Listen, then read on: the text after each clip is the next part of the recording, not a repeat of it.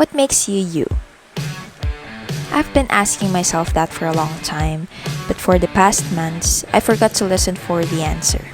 School took over everything, and somewhere between the deadlines and the all-nighters, I lost the little things that makes me feel alive. Someone told me that doing what you love is the cornerstone of having an abundance in your life. So today, I'm coming back to the routines and the simple joys that remind me who I am and what makes me me.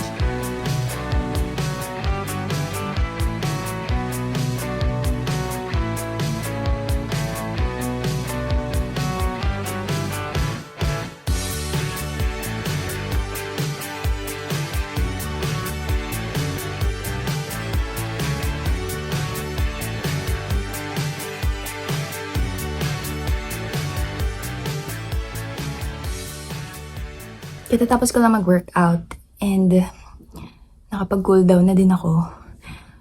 Habang nagpapahinga, sorry sa mga manok naman. Habang nagpapahinga ako, magde-devotion muna ako. Tapos, after noon, maliligo ako.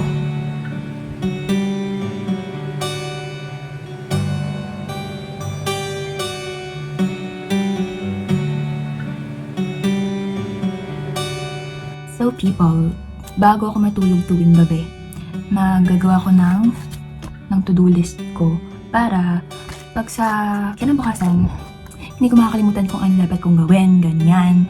So, nagawa ko na yung 5 a.m., gigising ng 5 a.m., meditate, workout, and devotion.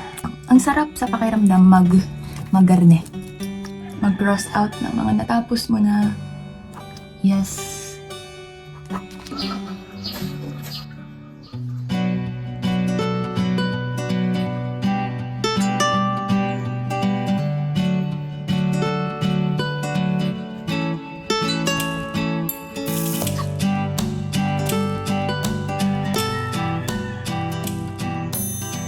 Hi people, look at my duster. Gilupit naman magpakita ng outfit. Fit check.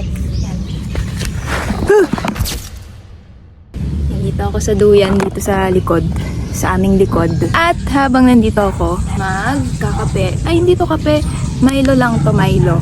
Tsaka, magbabasa ako ng libro. Yes! Kasi guys, ayoko masyadong nag-screen time ako.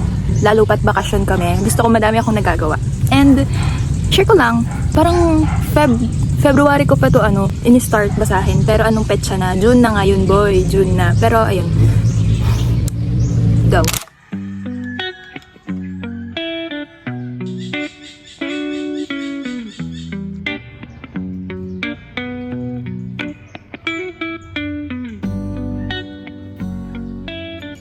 So, ngayon, magde-decorate ako ng room.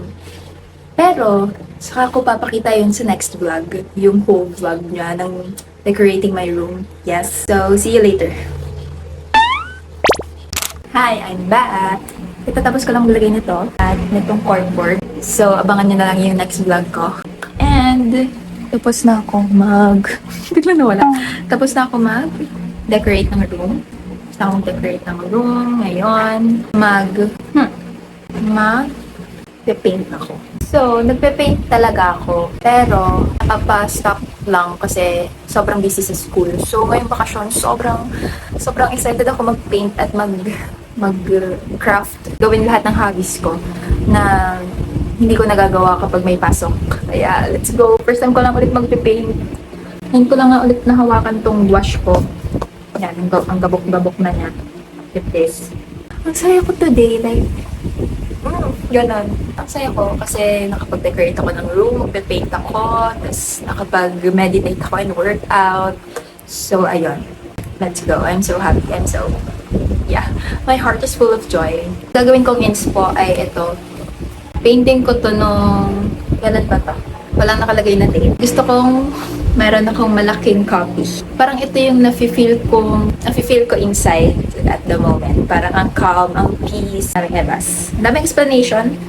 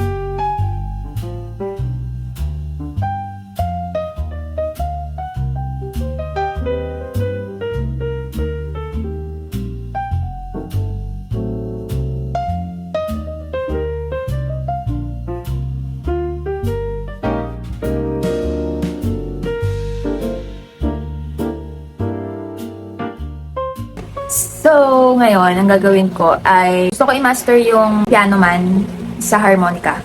Alam niyo ba yung harmonica? Like, familiar ba kayo sa harmonica? Ganito siya, oh. This is how it works. Ito yung piano man, if familiar din kayo.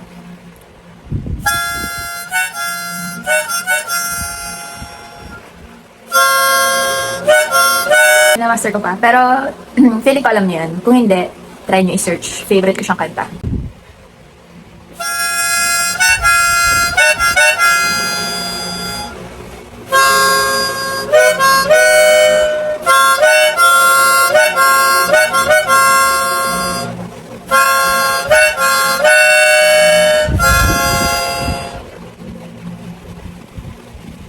Mga 7 out of 10. Pinanood ko yung video ko na gagaganto, Ben. Ang pangit ko! Nga, try ko manggulo. Anggulo lang ako, bye. Ayan ako. Game.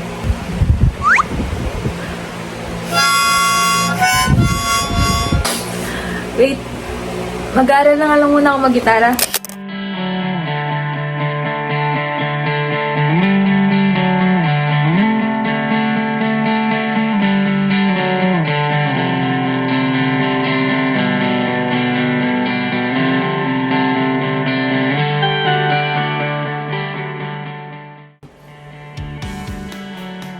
Sumakit ang ulo ko sa mga pinaggagawa ko sa buhay.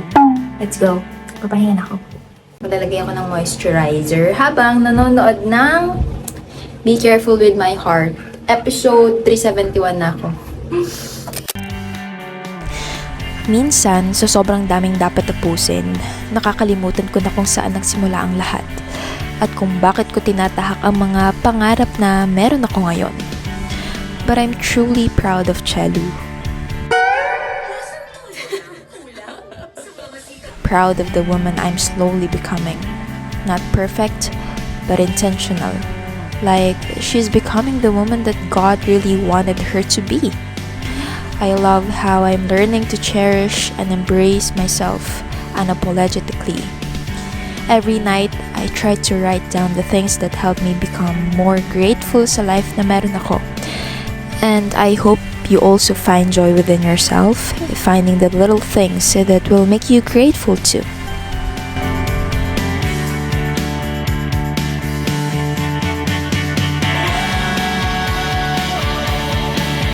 So people of the world, thank you so much for watching. Thank you so much for your time. I'm so happy, I'm so blessed, I'm so grateful kasi na-experience ko yung mga ganitong moments and ganitong mga bagay sa life ko. Yun lang.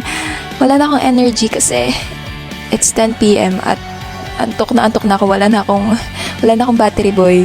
Yun lang. Thank you so much for watching. Bye-bye. See you on my next video.